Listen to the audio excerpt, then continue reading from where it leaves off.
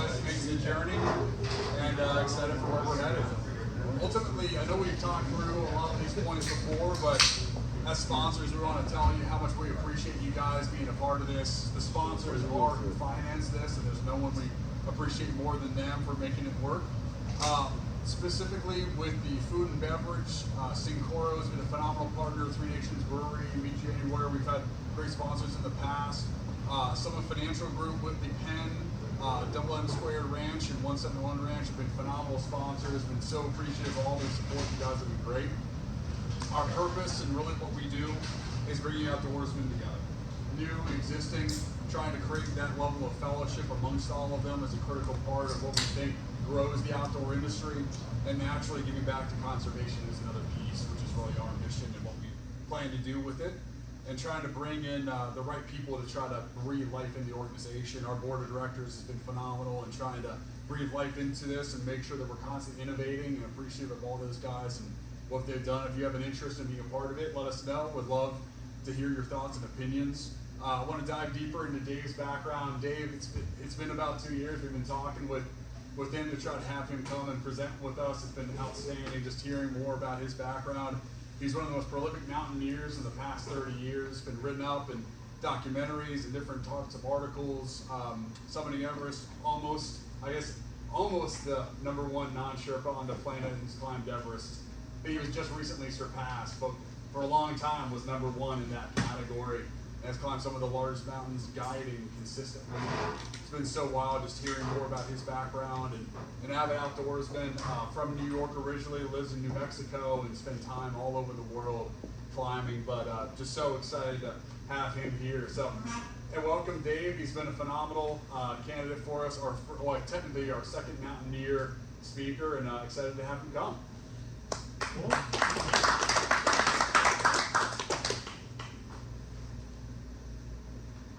All set up here. Cool. See if the technology will cooperate with us.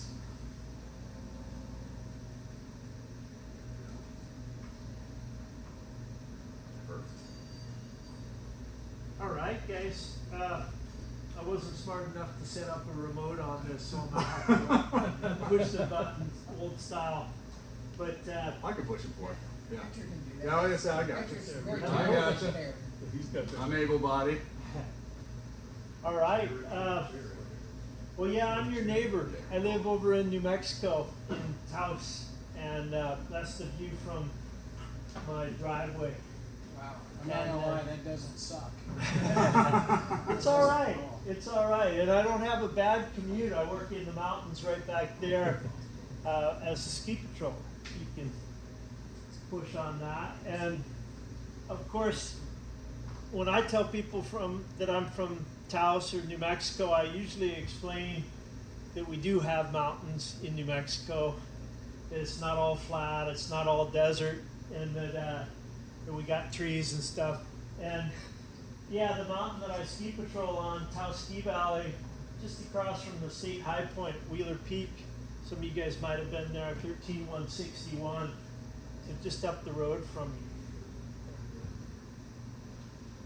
And yeah, I'm not a hunter, but I sure do like looking at critters.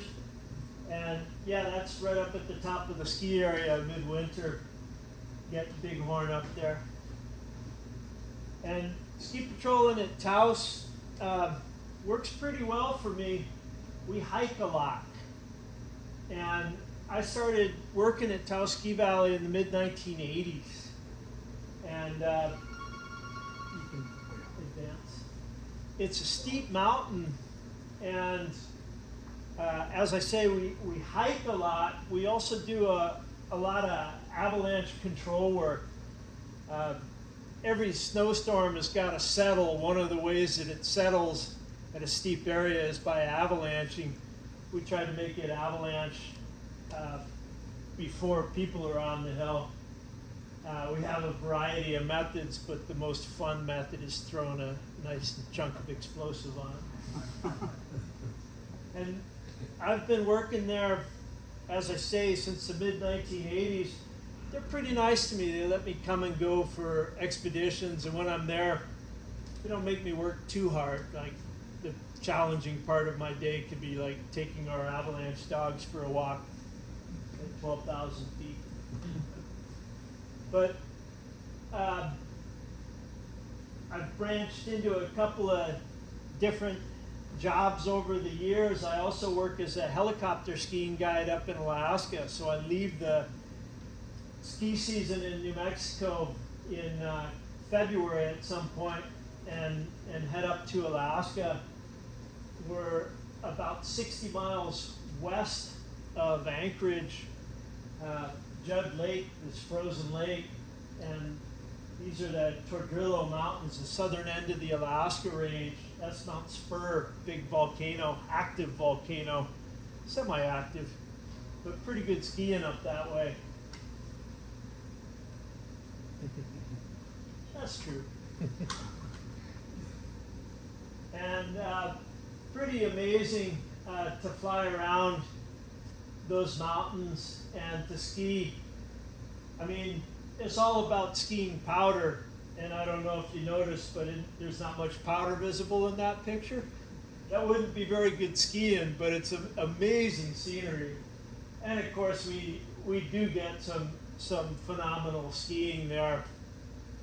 And it doesn't show up so much in this light, but the northern lights that time of year, pretty amazing to come out and see that.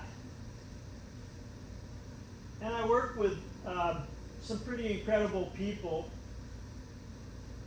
Tommy Moe is an Olympic downhill gold medalist, one of our guides. I can't quite keep up with him. And yeah, turns out I like flying in the mountains. So that keeps me pretty excited in springtime these days.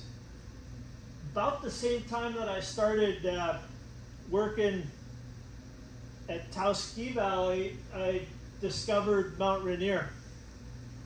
I don't mean I discovered Mount Rainier, but it was new to me at the time. But started going up there to learn climbing. As soon as I saw the guide service up there, I said, that's what I'm going to do, and became a climbing guide there in the mid-1980s, and have guided there ever since, just finishing my season there now. But yeah, we take people halfway up Mount Rainier. It's the perfect classroom.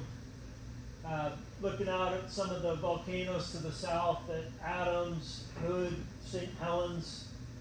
But we'll get people up at 10,000 feet and teach them climbing, teach them mountaineering. And yeah, the glaciers are cruising by our high camp, and we can take people out clawing around with crampons and ice axes, throw them in a crevasse, pull them out if we like them. But it is the perfect place to teach mountaineering. It's also a great place to practice mountaineering. Any climb of Mount Rainier is going to involve getting up in the middle of the night and navigating these glaciers. It's a heavily glaciated peak. And yeah, over the years, some beautiful sunrises from up at 12 and 13,000 feet. And yeah, been on top on a number of beautiful days now, and that's just been my normal summer gig. And by now, I've been on top hundreds of times, but it doesn't seem to get old. It's different every time you do it. Every time roping up to 3 or 4 people that haven't climbed before, it stays challenging for me in every way. The work on Rainier led to guiding on Denali. I started going there in the mid-1980s, and Rainier, that's an alpine style climb, as we call it. So, you know, we're up and down before our bodies really know what's going on with the altitude. we can't get away with that on Denali. That's a 3-week trip because we've got to acclimate. We've got to get used to the altitudes. We're going to sleep as high as 17,000 feet. And the mountain itself, 20,320 feet, is quite a challenging mountain. If Rainier is the alpine style climb, this is the expedition game. And so I still lead trips up there, but have been doing that. Well, this was my 40th Denali expedition this last summer. We land at about 7,200 feet on the southeast fork of the Kahiltna Glacier. All those pock marks, there were tents in there, but I come at the end of the climbing season. The climbing season is only May and June, and a few of us still there in the first days of July, but then that airstrip gets too crevassed and you can't land a plane there anymore. When we put down on the mountain, we're always going to review technique. We're not taking full-on novices when we're on Denali. They've got some experience, they've had some training with us, but we're always going to review it there at the start because sure enough, within a half an hour of base camp, you're traveling through crevasses. There's a decent chance that somebody could break through a bridge and end up in a hole. Don't worry, I don't have a picture of somebody actually down. But the first week or 10 days of a Denali trip, you can consider it the approach. You're carrying heavy loads, dragging a sled, but you're roped together. We're on a glacier that's almost 50 miles long there. And can be sometimes quite challenging to get through that crevasse terrain. We get pretty good at snow camping. You gotta melt a hell of a lot of water. A lot of snow gets melted for water. For a group, we're taking perhaps 8 clients and 4 guides on my trip. And yeah, my guides get good at digging and cooking. I lead them, of course. And yeah, a morale builder, a big blueberry pancake. But any trip on Denali, you're probably going to have some snowstorms. And these snowstorms can be 3 days, 4 days, 5 days, a week. But the Alaska Range in summer, in May and June, is known for getting these big storms. And yeah, you might be sitting out those storms. People often ask if you get bored sitting out storms. But as you can see, there's some digging to be done. So for me, as a guide, it never seems all that dull in a storm. You're always trying to keep your tents from getting blown down. You're trying to keep people fed and watered and keep their morale up. Telling them stories just like this, trying to keep their head in the game. I'm trying to keep your head in the game.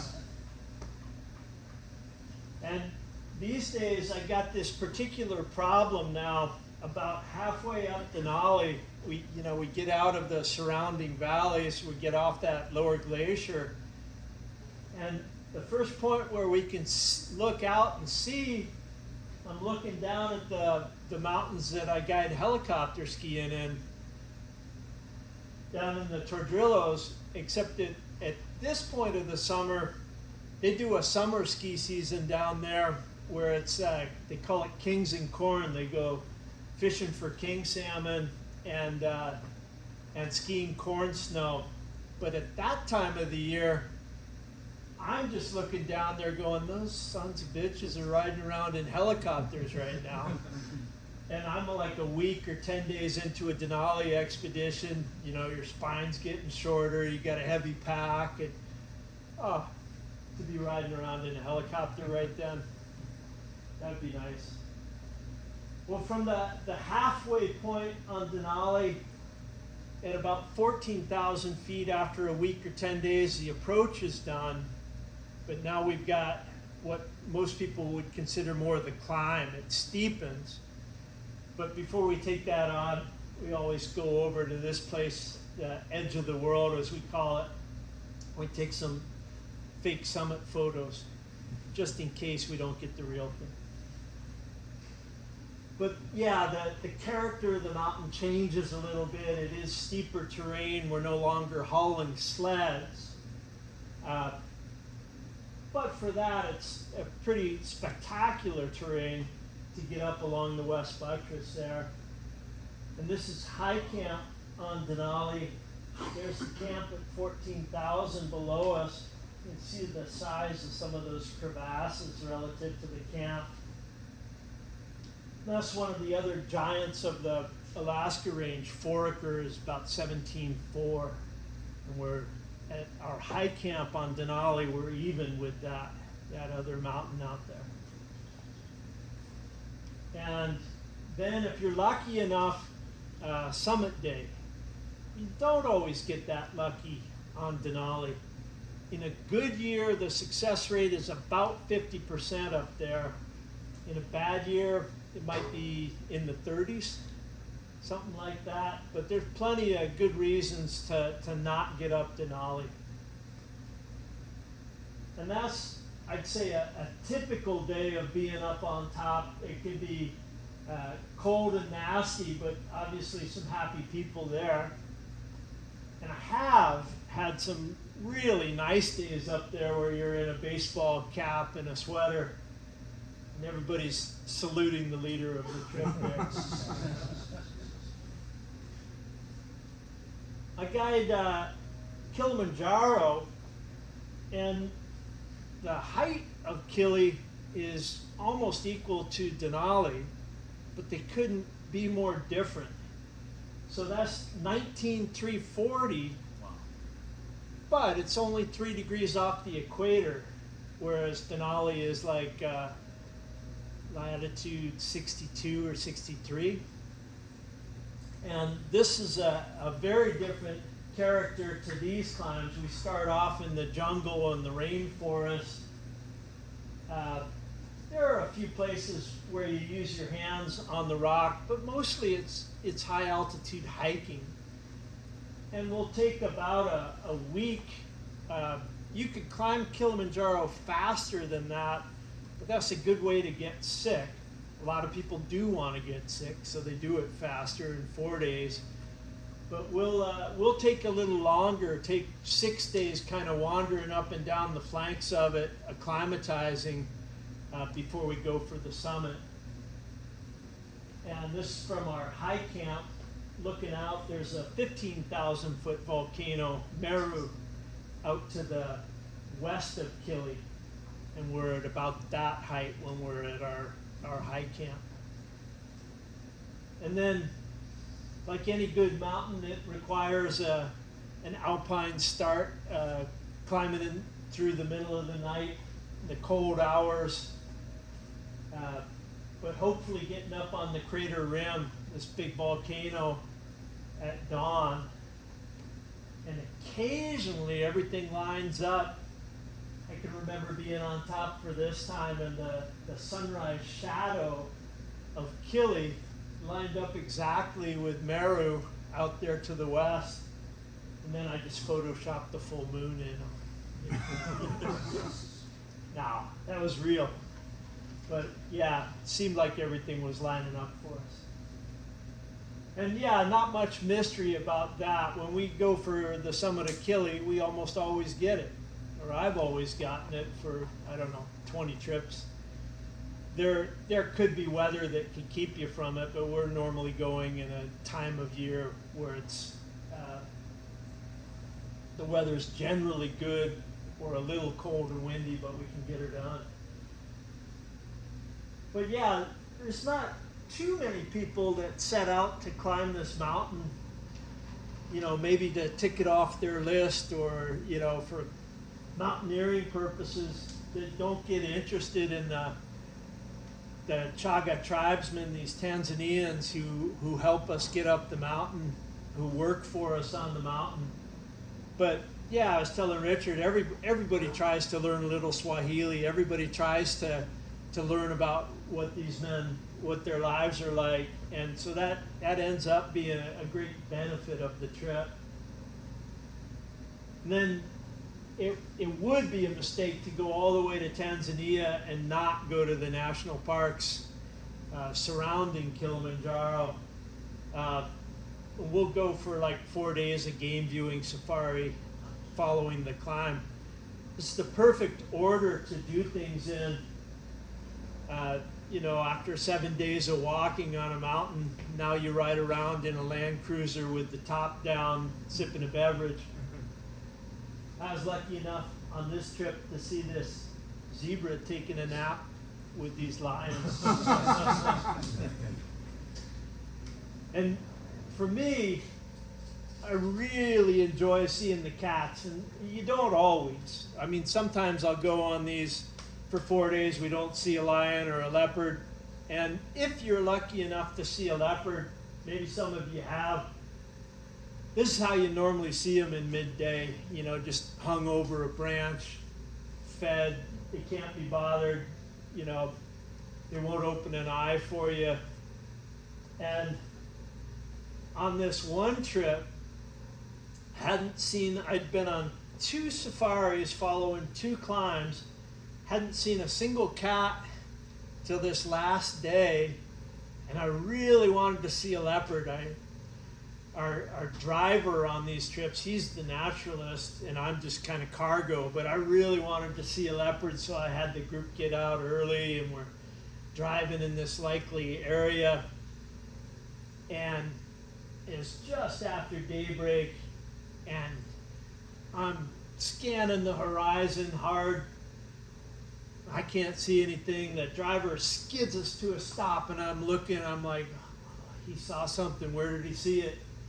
Then I look up in the tree above us, and there's this leopard up there, and he's not draped over a branch or sleepy, he's up and he's pissed.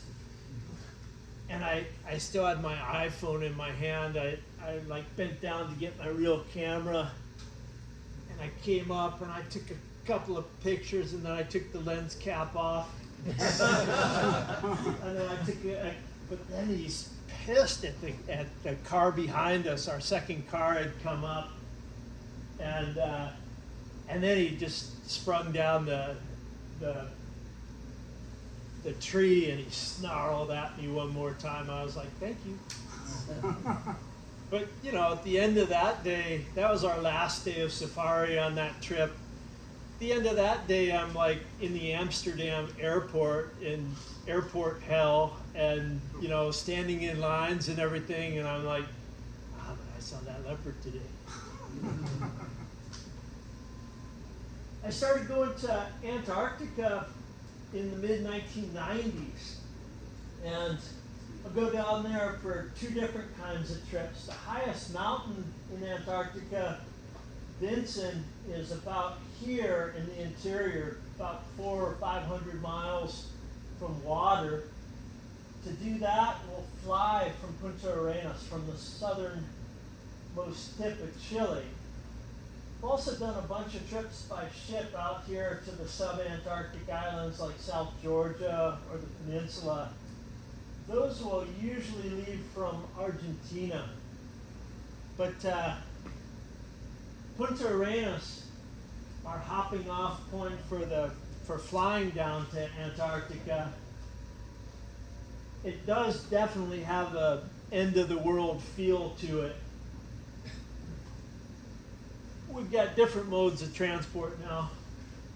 And the key to getting this far into the interior for tourism is landing a big plane like this Aleutian 76 with wheels on a natural expanse of blue ice.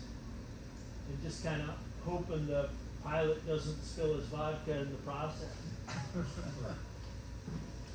These days, over the years now, I've flown down in a number of different transports and C-130s, and nowadays it's a 757, Iceland Air 757 landing on this expanse of ice at about 80 south latitude.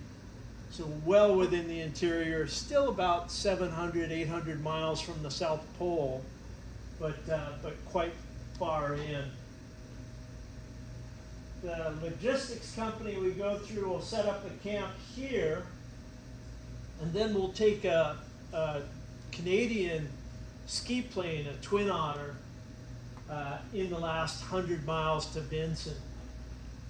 Vincent's about 16,000 feet. It's just over 16,000 feet, but it's quite far south for such a big mountain. It's cold and it's remote.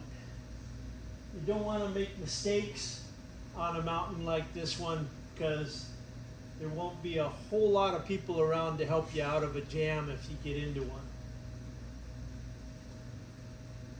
And yeah, I would never show you pictures of my own camp ruined by the wind, but I have no problem taking pictures of the neighbor's camp. But occasionally we'll have to sit out a windstorm, and you know, by sit it out, I mean you might be battling for days to keep your tents up and your people fed and watered and in the game.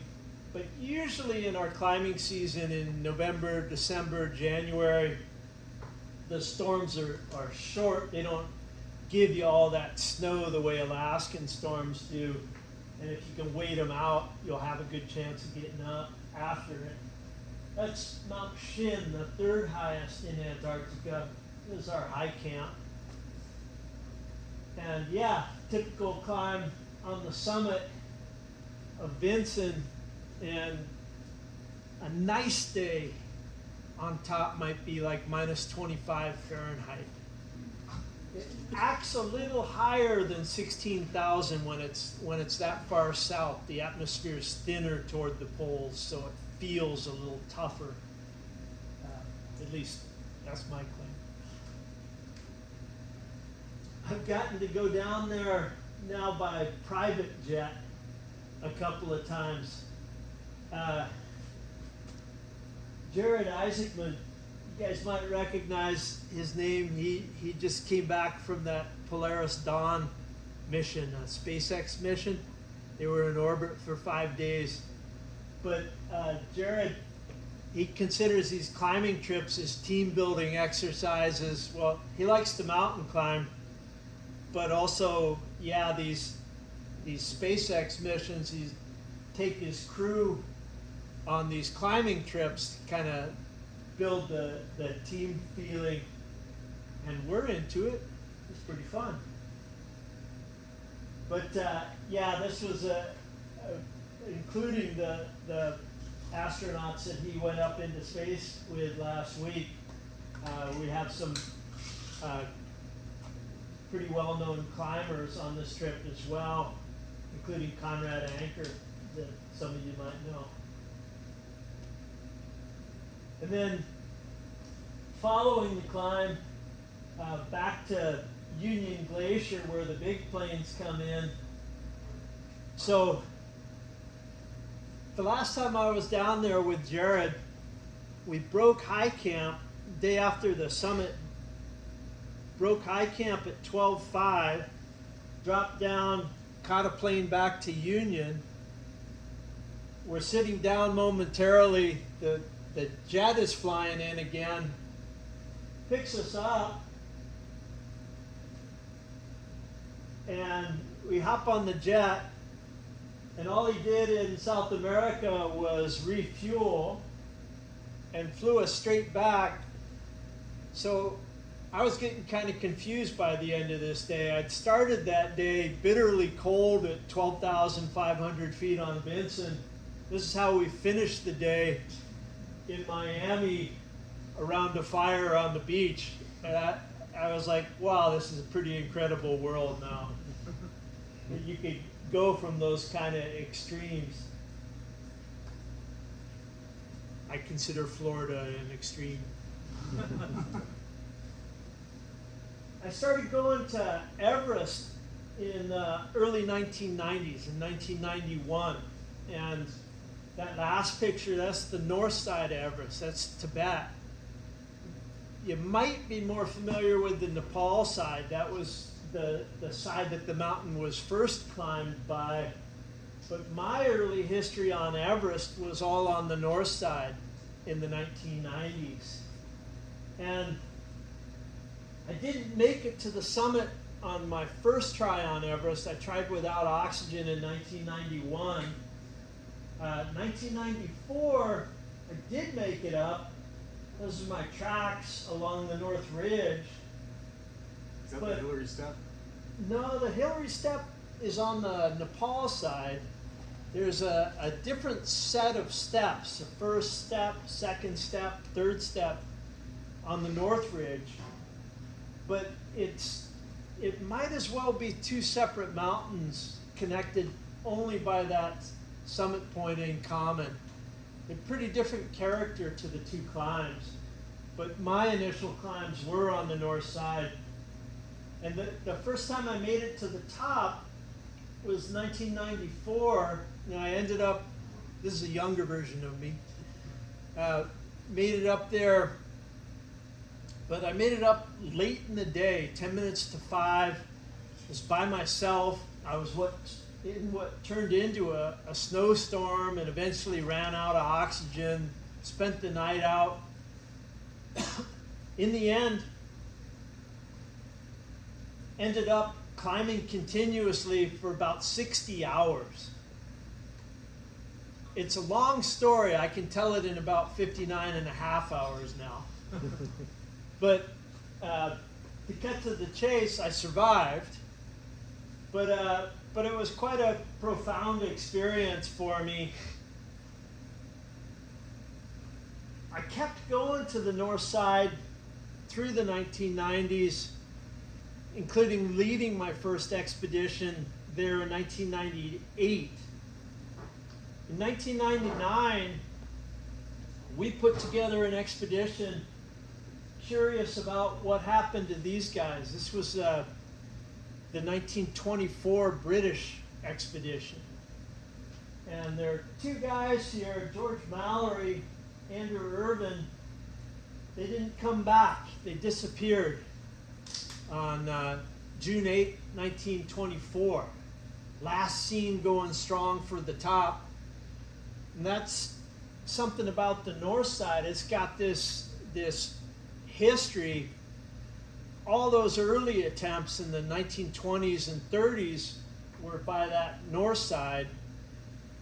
It wasn't until 53 that Everest was climbed that we are aware of, but that was from the south side.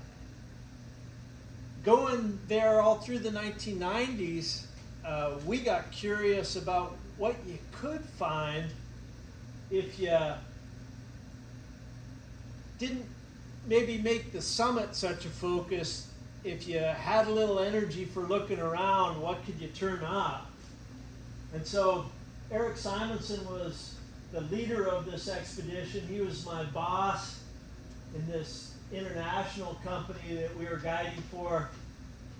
And we put together this team in 1999 to look into this mystery of Mallory and Irvin, see if we could turn something up.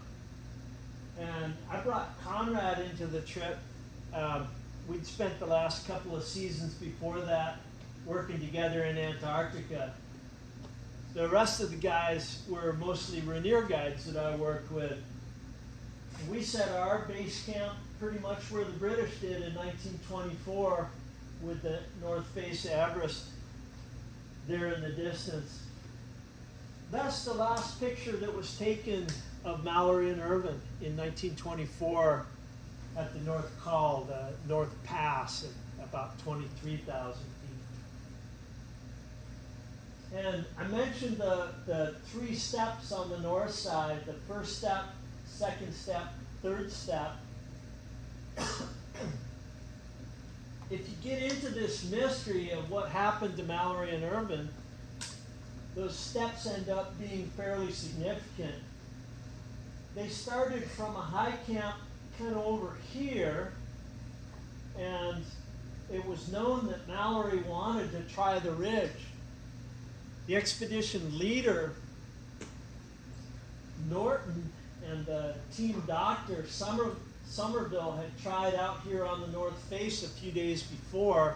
They'd gotten quite high, above 28,000 feet. It's 1924, without oxygen. Pretty amazing, but they'd gotten beat back. Norton was snowblind. Somerville was almost choking. His throat was so raspy. A few days later, trying it, Mallory wanted to go for the skyline. They disappeared. They were never seen again. But there were a couple of little tantalizing clues. One of their team, Noel Odell, had come back up this ridge, and it was a stormy day.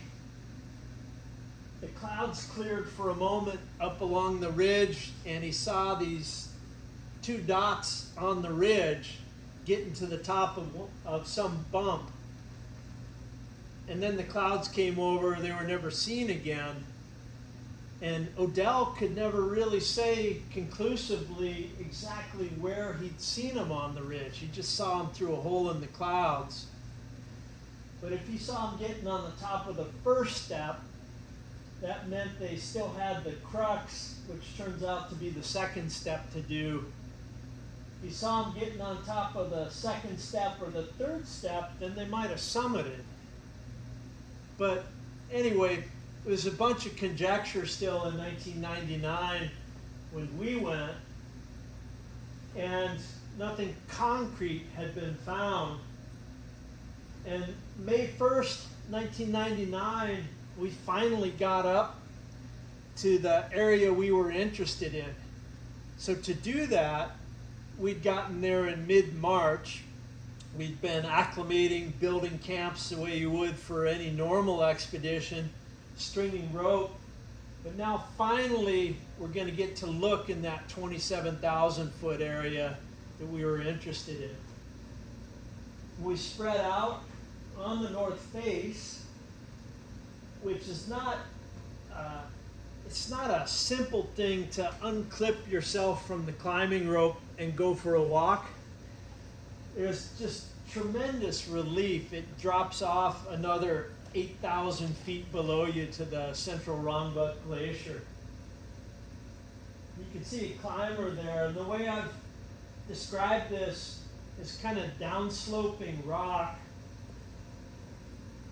It's like being on a sloped roof. You don't need to hold on, but you sure are more comfortable holding on to something.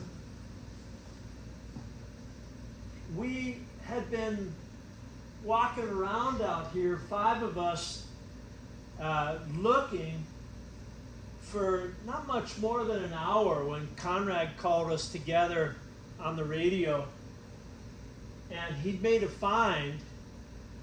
And initially, we thought it was Andrew Irvin. Andrew Irvin was 22 years old when he disappeared, when he died. Finding him would have been significant. It turned out that it was George Mallory. Mallory, to us, that was much more significant. I mean, there had been a lot of thinking. Mallory was about 37 at the time that he disappeared. He was one of the leading climbers of his age. There was only one climber who'd been on Everest in all 3 of those 1920s expeditions. It was him. And he was pretty much a legendary figure to us. Some people said, well, you'd never find him. He would have disappeared at the top. It was pretty incredible for us. He was amazingly preserved, as if you'd come on a partner of yours that had had an accident the day before, but that was dressed in this 1920s gear, leather boots, up there at 27,000 feet, Cox leather with the metal. And as I say, we thought it was Andrew Irvin, and I was the BBC's high altitude cameraman on this trip, which essentially meant that I knew how to press play on a video camera back then. And Jake Norton, one of my partners, turned over a clothing label at the neck and said, "Hey, there's a clothing label." And I told Jake to hold on. I wanted to get my camera all ready. And he flipped that label over, and it said George Mallory. And we were all pretty stunned by this. And I said, "Oh my God, oh my God, oh my God." I'm still extremely thankful that I didn't say the things that I would normally say. Because that's what it ended up in the documentaries, is some guy saying, "Oh my God, oh my God." But yeah, Mallory was this, and still is, this huge figure to us. And we didn't ultimately end up solving the mystery. The Holy Grail would have been if you could have found a camera, if you could have developed the film. But we found some very interesting things with him, a bunch of written material, notes, lists, inventories, letters. We thought we were maybe going to find a note that said summit 5 p.m. or something like that. But short of that, finding a camera and then being able to develop the film, that would have been pretty amazing. Didn't find that. We found some interesting stuff.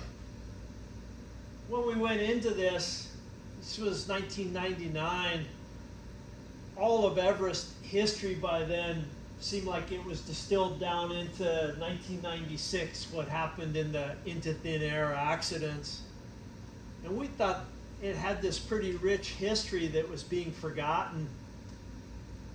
In a way, we succeeded beyond our wildest dreams. Before the year was out, a dozen books had been written about Mallory, and a bunch of documentaries had come out. And so, yeah, I think we did succeed in shining a light on this fascinating history, but we didn't solve the mystery. I went back on 2 more expeditions to the north side, searching. We spent far more time up there. By now we were looking for Andrew Irvin and the camera in hopes of solving it. Ultimately, I didn't have luck finding him, and decided that there wouldn't be anything stupider than losing your life trying to figure out how somebody lost their life. So I ended up concentrating on guiding on Everest and leading expeditions, and most of that was on the south side. There's the south side base camp stretching along the central moraine of the Khumbu Glacier and the ice fall just above it. And yeah, any climb on the south side of Everest, you're going to have to come to terms with the Khumbu ice fall. That's a little peak, Pumori, 23,000 feet, one of our neighbors when we're on Everest. After the ice fall, you're up in this big hanging glacier, the western Khum, and you're looking at Everest, the southwest face. But to climb Everest via the normal route, this is the 4th highest mountain, Lhotse, and we spend a fair bit of time climbing Lhotse to get up Everest. And that's our Camp 3 at about 24,000 feet on the Lhotse face. Sounds like a lot of people ski down, like mountain climbing. Not a lot. Is that right? Not a lot. It's been done, but only by a handful of people. Interesting. They talk about it enough that you might think it's commonly done. But other important things happened there. I played in the highest Scrabble game in the world at 8,000 meters, equally as impressive as skiing. My client who took the picture, he won. He played uppity to the triple in the corner, but he was using oxygen. Now I've had some great trips and some wonderful days on top. That was with Gary Johnson. Gary had been the governor of New Mexico for the previous 8 years, scheming on how he was going to get to Everest afterward. This was a ski trip. I went with Kit Delorier wanted to be the first to ski from each of the 7 summits, the continental high points. And her husband, Rob Delorier, came off the couch for this trip. But Rob Delorier skied for Warren Miller for like 10 years, so his version of a couch is kind of different. And Jimmy Chin took pictures and shot video on this trip, but the 3 of them skied it. I guided them when Kit was trying to hire me for this trip. I said, but I'm not going to ski it.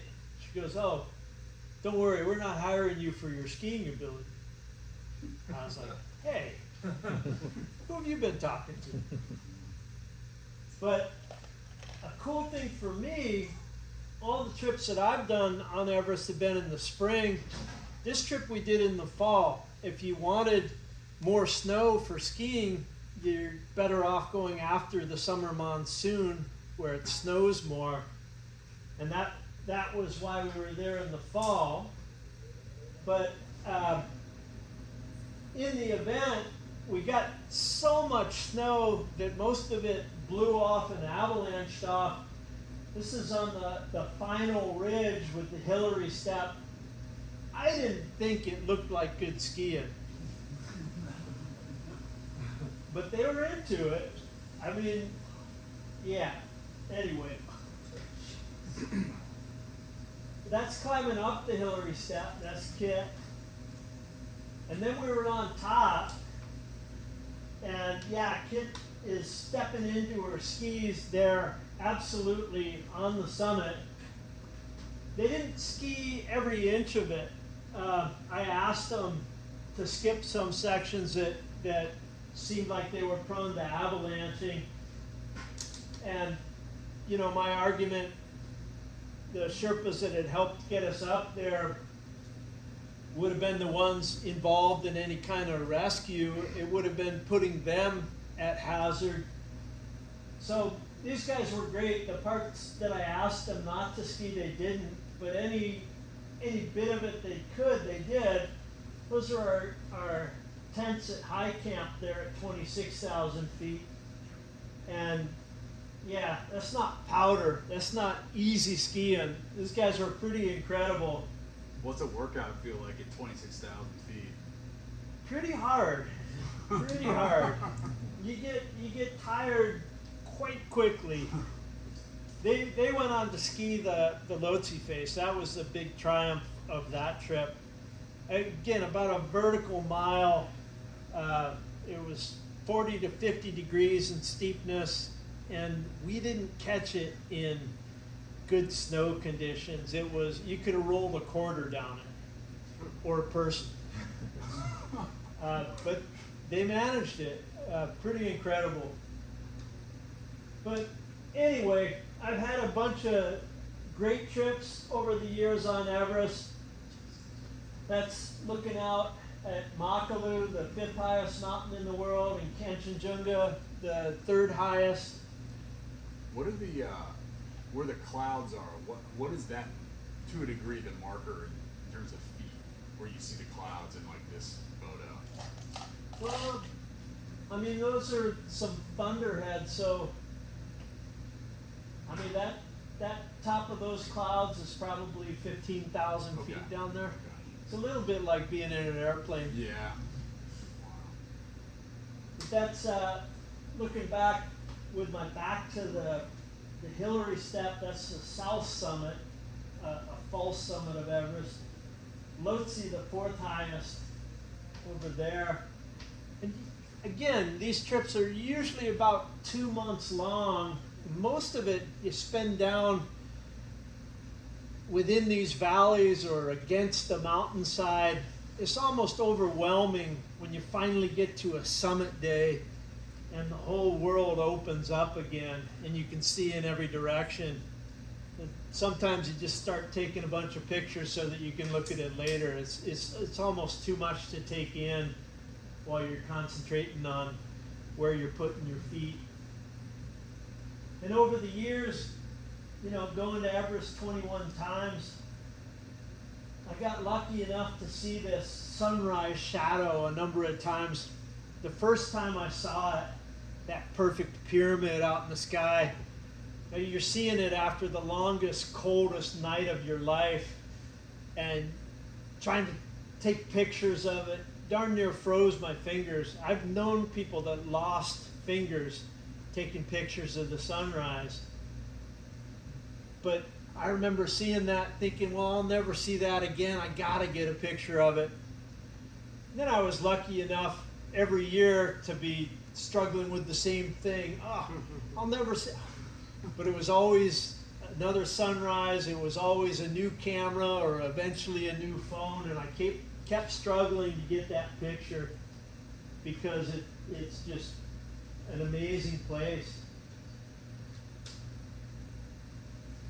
But, well, the last time I was on Everest was 2015. I had been going every year for a long time. It was a big part of my career. But 2014 was a disaster on Everest. An avalanche into the Khumbu icefall killed 16 Nepalis. The next year, 2015, we were kind of hoping it would get back to business as usual. I had a team. We're up there and doing our acclimatization hikes. We're waiting out weather, waiting for the route to get put in. Got our Sherpa team in that year's down suits, that year's colors, and bided our time. And then finally it was time to get up through the icefall and get up to Camp 1. And of course the route through the icefall, it's contrived. It's a system of ladders and ropes. It's not hiking. Looking again at Pumori from the midpoint of the glacier, my team was doing pretty well. Getting up to Camp 1 for the first time, it was pretty intimidating. These altitudes, Camp 1 is almost 20,000 feet, and that first time through the icefall, it's a lot to contend with. But the team was doing pretty well. You can see these kind of finishing sets of ladders, like 7 ladders tied together. And when we got there to our Camp 1, I didn't like where the camp was. I thought it was in too close to that wall. So I made the team, as their reward for doing such a good job getting up there, I made them move camp. They pretended they were enthusiastic and happy about it. And we'd been up there a couple of nights, so that's how you would do a climb. You're going to do a series of rotations, each one of them progressively higher to get used to the altitude, to build up the camps, to build up the route. And this was just that first rotation. And go back one. We got hit by an earthquake, 7.8 magnitude earthquake. Hit Nepal, killed 9,000 people in Nepal, killed about 20 at Everest Base Camp below us. We were unaware of that at the time. When it hit at about noon. We had been a little bit higher. We'd gone up that morning to the side of our advanced base camp, to 21.3. We'd gotten back down to Camp 1 here. We dove into our tents because it was snowing like crazy. Couldn't see 100 feet. It was snowing so hard. And just had gotten in the tents. I was in there with my assistant guide. We were lighting a stove when it started shaking. And I yelled to my teammates on either side of me. I yelled out, "It's an earthquake, we're okay." And then I was like, I wonder why we're okay. Because you could already hear ice and rock coming down these 3,000-foot walls on either side of us. And yeah, everything is avalanching. We're in a U-shaped valley. I didn't think there could be any place worse to be on the top lip of the Khumbu Icefall for an earthquake. But it did turn out that we were okay and that the worst place to be was base camp.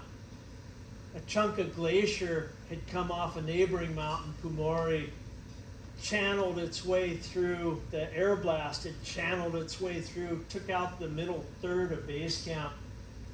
But not so much like an avalanche, more like a bomb blast when it hit and tumbled people off the ridge. We were stuck up there. There were probably, on my team there were 8 of us, but there were probably 150, 160 other people in the same situation on various expeditions.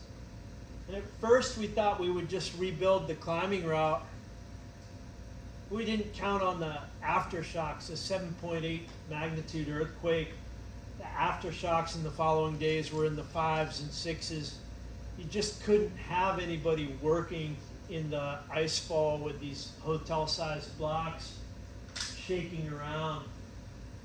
So this was 2015. By then there was this little fleet of privately operated B-3 helicopters, the same that we ski with, very capable at altitude. And on one day, they flew 3 of them, stripped down, no doors, and flew 3 of them non-stop. They could take 2 of us and no gear. And they flew us all down, and then finally we understood what had happened down there. That's a steel pole that's been bent double. It was a pretty horrific scene down there, and this is 3 days after the event. There's still blood in the snow. We realized what our friends and neighbors had gone through down there. We had to walk back from where the helicopter dropped us. It took us 15 minutes getting back to our camp. All of my guys were crying by the time they reached our camp, which had been rebuilt by then. But, even on that day, which I'd consider a pretty lousy day, the helicopters were kicking the ice crystals into the air, and, there's this amazing rainbow. It's still a beautiful place. But obviously that was the end of that climbing season. It didn't go any further after that. The Sherpas all needed to get back to their villages and find what the earthquake had done. And I decided that I was done with Everest after that. And yeah, I was getting old anyway. I was going to have to figure out an end to it. I don't think I was going to figure out a graceful end to it. But not going to Everest opened me up for other things. At that time of year is when I now go up to Alaska for heli skiing. By quitting Everest, I didn't really mean to quit Nepal. A year ago, I went back, did a trek over there, just walking, and I'd say I had 3 old ladies as clients, but they were pretty much my age. And we had a great time. And that's Cho Oyu, that's the 6th highest mountain in the world. I climbed it twice back in the 1990s. It was so cool coming up to this side of it. We didn't go to Everest Base Camp on this trip. It was nice to be a little bit west and a little bit off the beaten path, and to see some different mountains. I really enjoyed just walking in those mountains. And one morning I ran up to catch the sunrise on Cho Oyu and the sunrise on Everest. Ran up a couple thousand feet to this popular point, and there's a guy up there, and he recognized me, and he comes over, and he was a Sherpa, a climbing Sherpa on my last expedition on Everest. And right there just as the sun's coming up, he says that I saved his life. I said, well, what are you talking about? He said on the day of the earthquake, he and one other Sherpa had been doing a carry. Something had delayed them getting into the ice fall. There was some ladder out that had taken them longer. And that apparently on the radio, I told them, don't bother doing it today. You can do it tomorrow. And they'd gone back to base camp. And so therefore they weren't in the ice fall when the earthquake hit. I was like, that wasn't any genius on my part, but he seemed to believe that I did. Anyway, it was kind of wild to run into him there all these years later. But yeah, I still didn't mind looking over at Everest. Mountain still fascinates me. By now, I don't need to climb it again, but I still can't get over looking at it. That's Everest, that's the South Summit, that's Lhotse, the fourth highest. That's the moon. But yeah, on to other things. And looking at all these fish, I just had to throw in my fishing photo. I'm not very good at this. That's like the trendy thing to do now. You post your fish vlogs. You don't even post them holding. The guide couldn't even get me to do this right. I was like trying to hold it. But yeah, I've been known to go up to our lodge, our skiing lodge, in summer after Denali, and yeah, they took me fishing. Tried to show me how to do it. Thank you.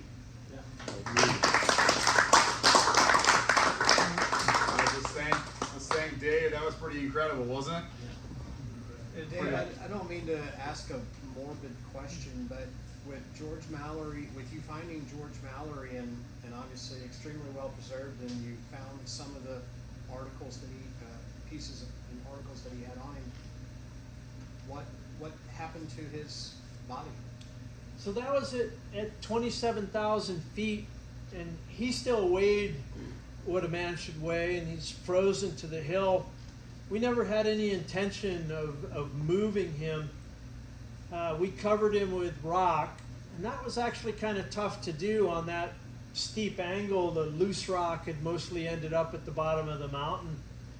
We covered him in rock, and the BBC had suggested if we found either one of these guys that we should read this Anglican service, and we did that. Two of our team, so 2 weeks later we were back up there. Conrad and I went to the summit because that was part of unraveling the mystery, was Conrad trying to free climb the second step rather than using the ladder that's there.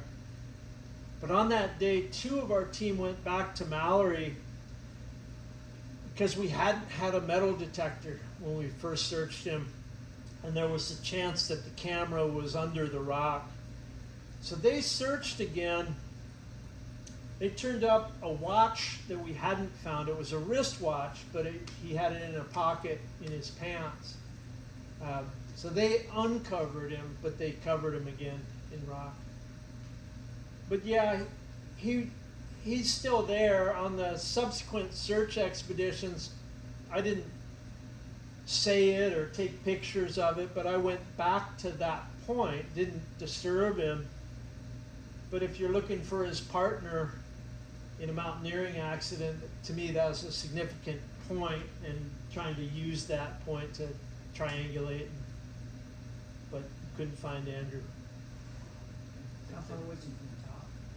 So he came to rest there at 27,000 feet. The top's 29. I figure he fell from perhaps a little bit below 28, is my guess. But there's nothing conclusive that anybody can tell you about those guys. I feel pretty sure that he was on his way down.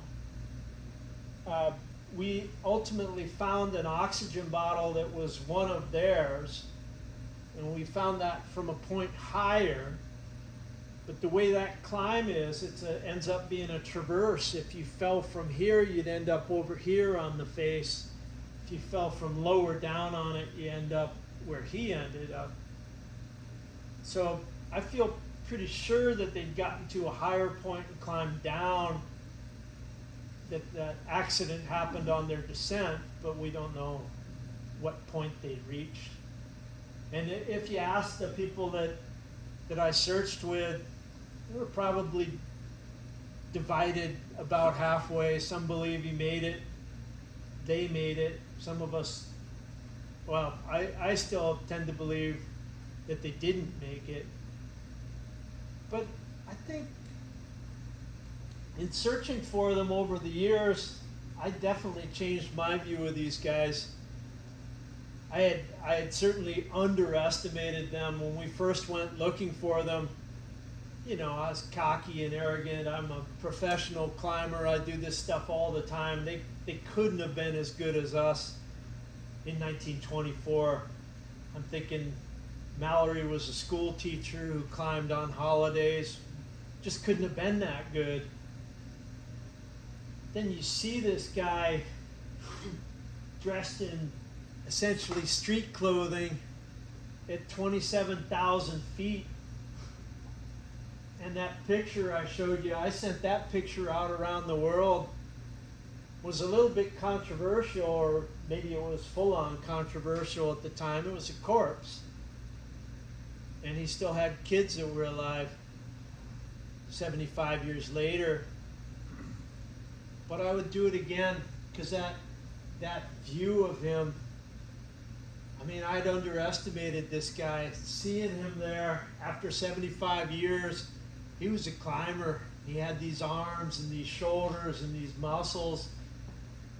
And again, seeing the clothing that they wore. And then over the years, figuring out a little bit better where they'd climbed.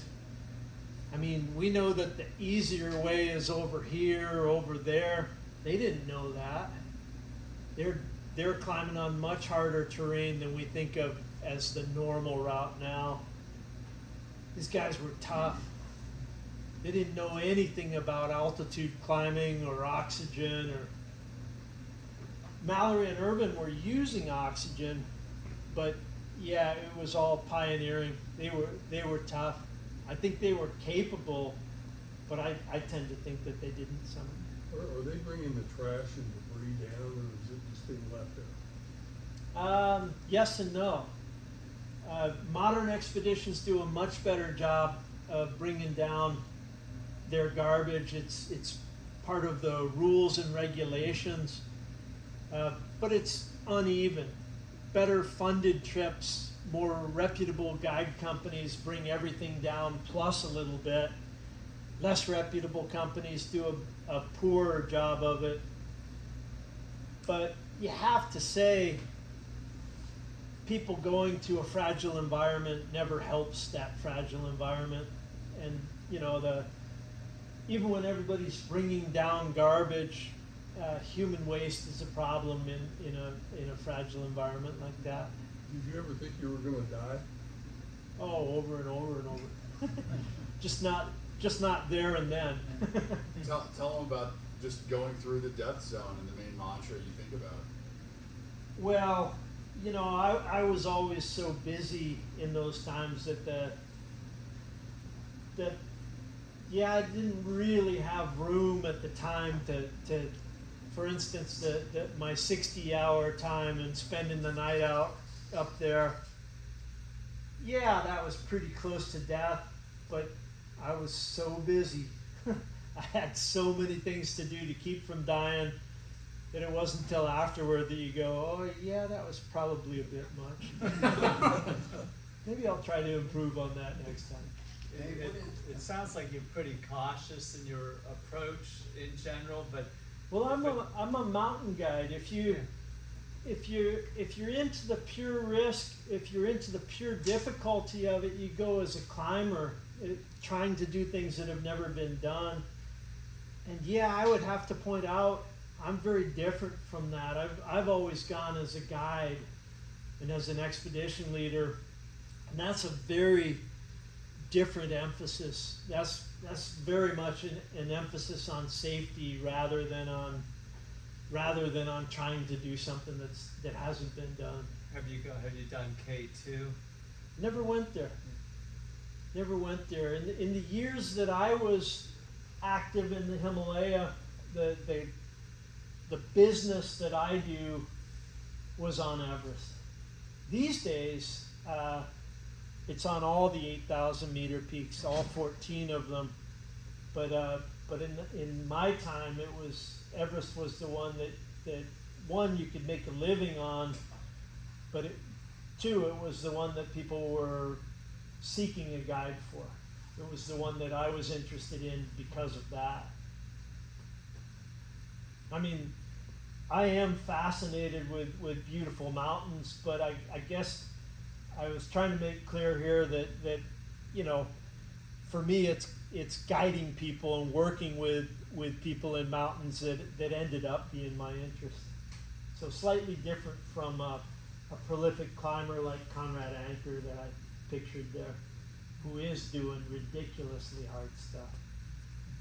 What's your thought on free solo and just how much fascination is around that? You mentioned Chin and kind of how film is really taken off in mountaineering. And Yeah. what's your thought on the fascination? Yeah, Jimmy Chin went on to get an Oscar.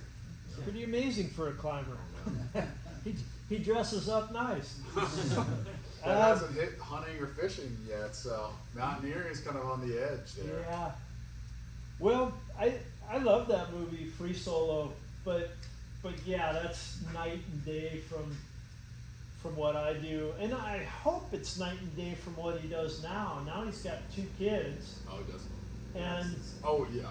yeah, you Alex Hahn. Alex, yeah. You'd hope that, I mean, there's a stage in somebody's life that maybe allows for that kind of risk taking and the kind of mental attitude that Alex Honnold has in that film. You just hope that he lives through that to get to another phase. I mean, I don't think anybody would want him to keep climbing without a rope because that doesn't end well. Yeah. And then I think there was another film that Chin made about someone who was even younger and did perish on a mountain free solo. So that's that alpinist, but that Jimmy didn't make that one. Oh. But I think that's a nice counterweight to free solo. But I thought that Alpinist was really well done. I think it's really moving. But also you kind of recognize that this kid, Canadian kid, he couldn't do anything else. I mean, that guy was never gonna have a conventional life or a normal job. He had to do the things that he did. And sadly, when he died, what he was doing wasn't as extreme as some of the other things that he'd done. But I think the film kind of made clear that was a kid he was just wired that way. He had to be in that environment. So fascinating. You guys have other questions? Hey, what is the impact on a body that goes to that altitude, both at the time and coming back? Is there any long-term? Well, I remember, so my first time there, I mentioned I tried it without oxygen. We turned around at 28,000 feet for bad weather. And I think it felt a little bit, I'm not much of a fighter, but I think it felt like a prize fighter, like he'd been hit in the head a bunch of times. I felt like for about 6 weeks afterward, I had trouble finishing sentences. Yeah. And, searching for a word or something. But, long-term damage from altitude climbing. I remember I'd write for Outside Magazine sometimes, and by virtue of that, every time they had a writer that was writing about brain damage from altitude climbing, you'd have them call me. And I was like, hey.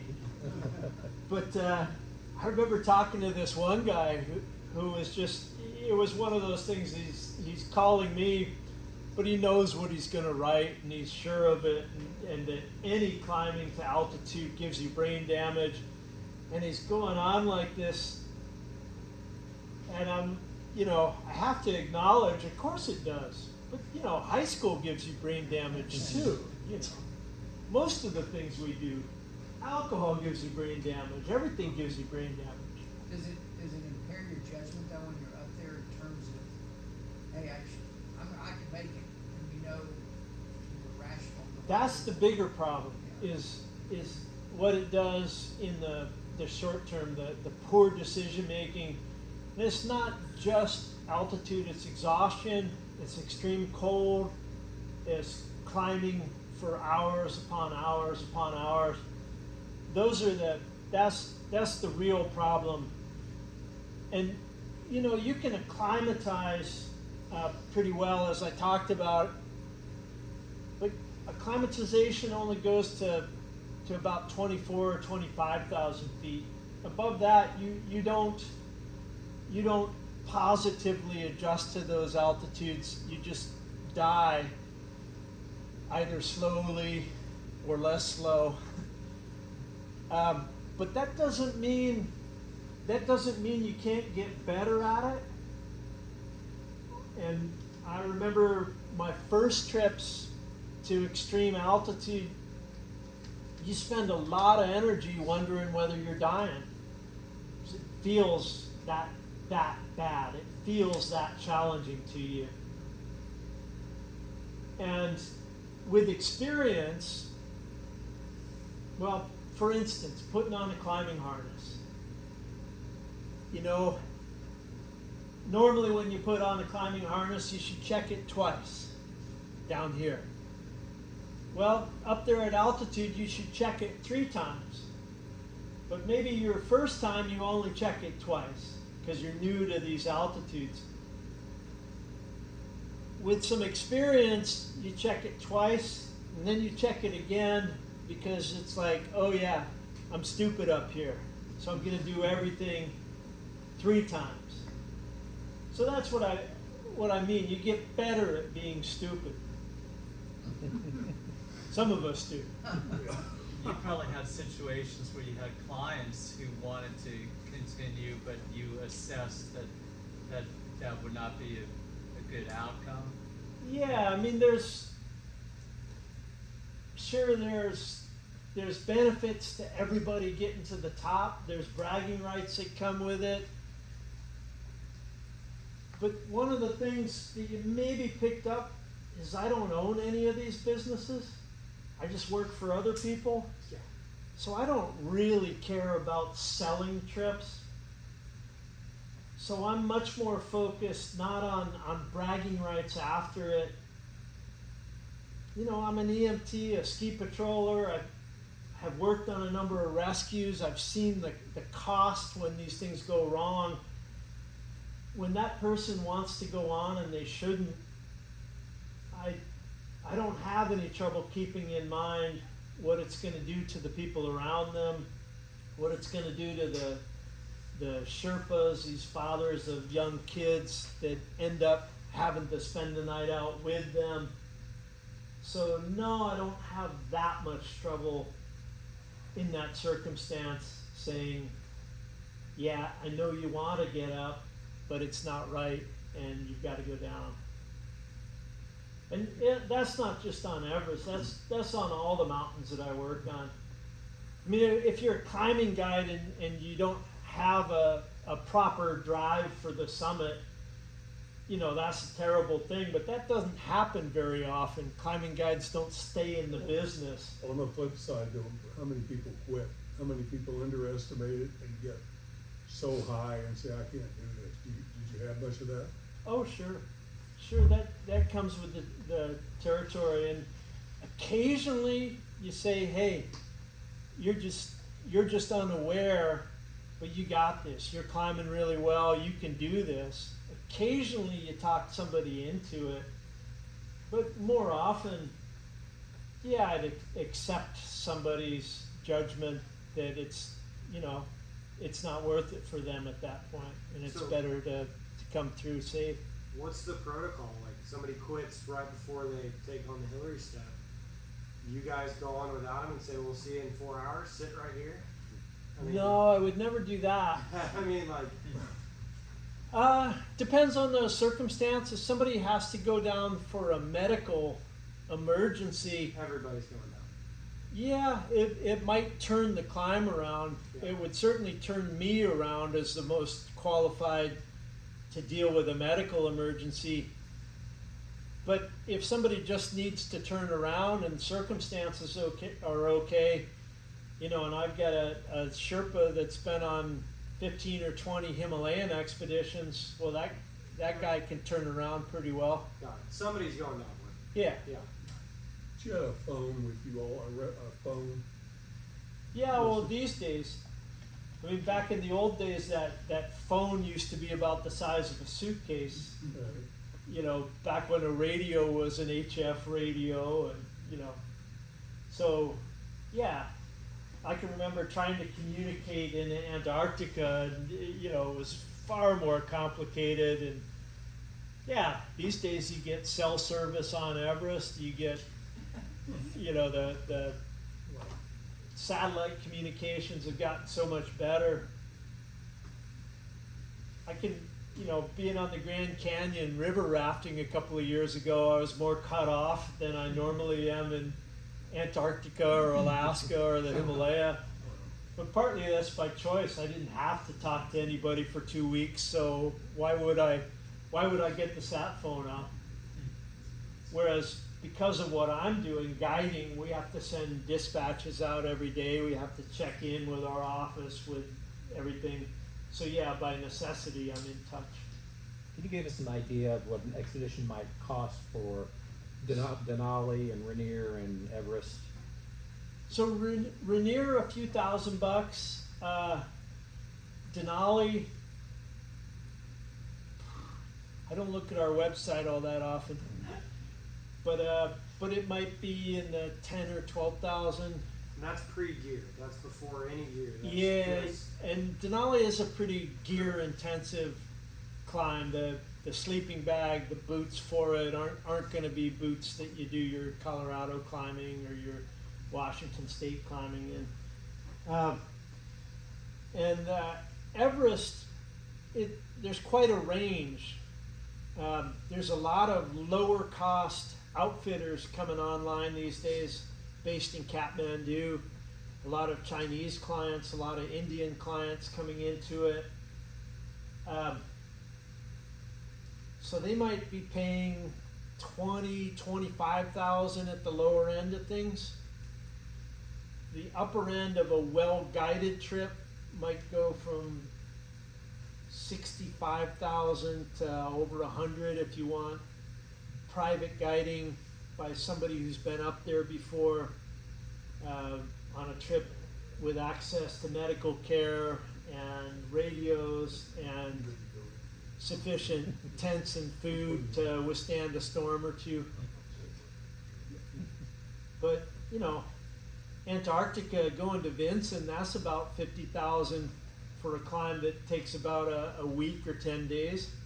Just the logistics, you know, stationing aircraft down there and pilots and fuel.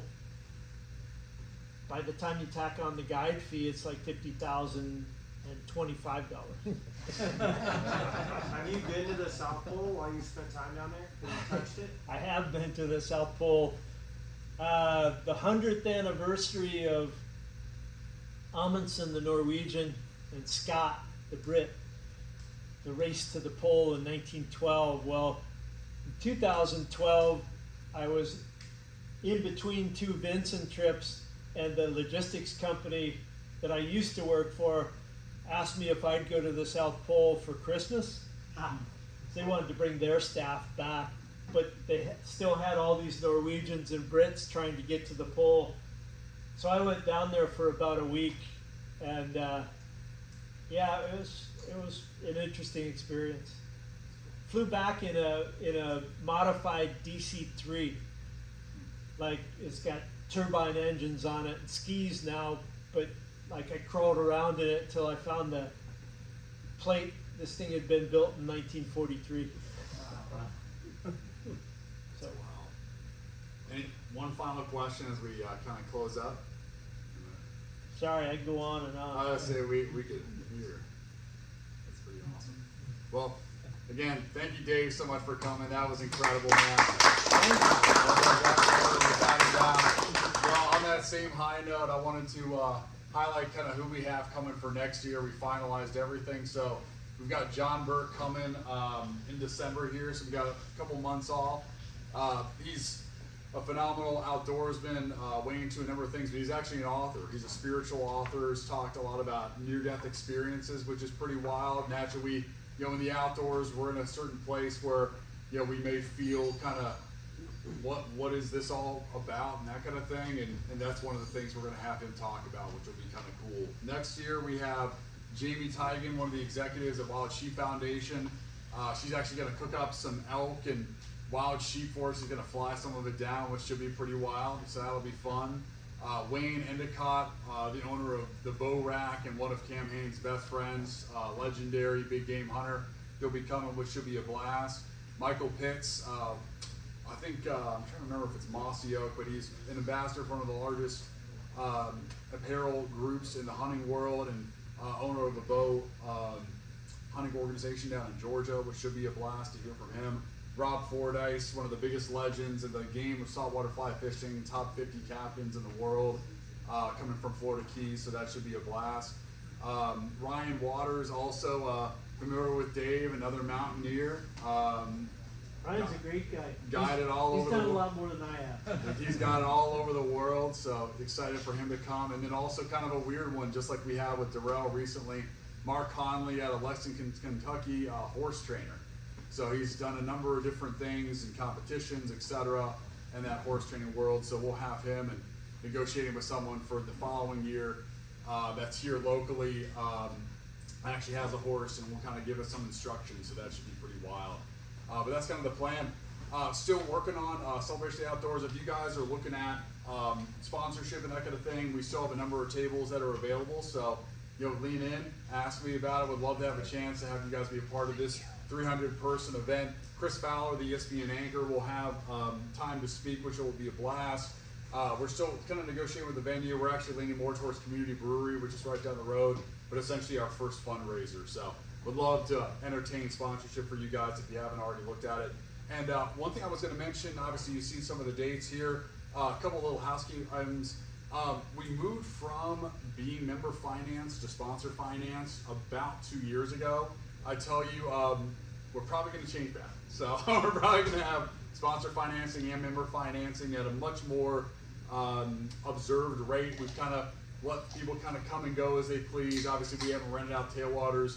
I think we're probably going to start renting out groups and start doing some more fun stuff, like having a wild game culinary expert here that's actually cooking food for you live. Different types of experiences that'll be more fun, trips, etc. But in order to do that, we need money, right? So I tell you, if you haven't paid throughout the course of the year, this is the link to do so. So as you guys are kind of circulating here for the next few minutes, if you haven't paid, again, the cost for most of our events is actually real, about $125, costs $35 online. So I'd say if you guys haven't paid, again, would love the support, no harm, no foul. But as we move into next year, that'll probably be a change that we look at. In terms of some adjustments, Jay had mentioned to me earlier, and we've heard some feedback about time and that kind of thing. We will be mixing up the time next year, kind of scattering the days of the week, scattering, what time of day. We've heard a lot of comments about nighttime. Obviously, we've had the benefit of Tailwaters, Orvis, some other groups that allow for us to have a free venue. So with that, again, in order to have the ability to have a night event, which we're going to have, we will be increasing the price on that basis as well. So just wanted to get any overall feedback, any time of day adjustments, any items in terms of financing. Just wanted to open up to any comments before I close it out. Richard, the one thing I would say is that, I think we're looking for board members. If you have a passion, I think we're looking to expand our leadership so we can get more people to help us work to, create the WOW experience. Yeah, no, I would love that. I mean, ultimately, anyone who's getting interested in being involved, naturally, we've got the organizational structure, but we obviously have to have leadership and adjustments. And I think board of director is something, if you guys are interested in, or being a sponsor, etc., would love to entertain that conversation. So, but anyways, we'll close it out. So thanks again, guys, for coming. Enjoy some time for fellowship. We got to close up at about 5:30. So as we kind of adjust through that, just make sure everybody enjoys some food and drink. And thanks again for coming. Thank you.